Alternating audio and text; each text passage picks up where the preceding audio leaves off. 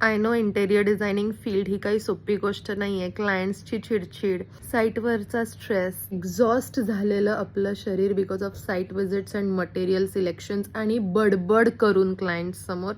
I know it is not easy to align contractors, vendors, पण मग आपण interior designing का घेतलं असं कधी कधी वाटतं.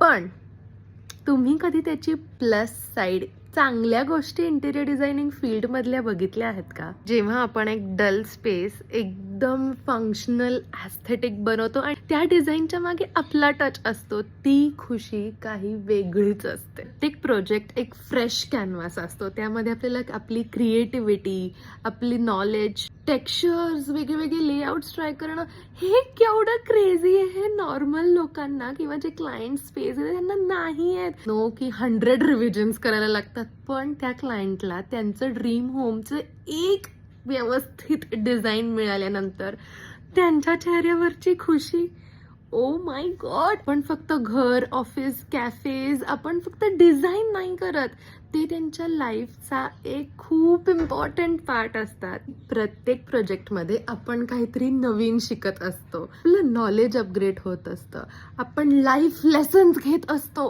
हे आपण विसरूनच जातो. हँडओव्हर करताना जेव्हा आपण क्लायंटला कीज हातात देतो, तेव्हा कधी त्यांच्या चेहऱ्यावरचं सॅटिस्फॅक्शन आणि हॅपीनेस कधी तुम्ही बघितला?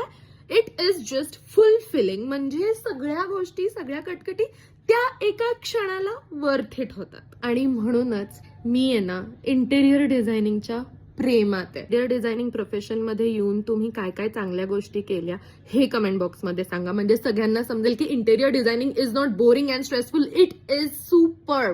I just love, I am very passionate about design.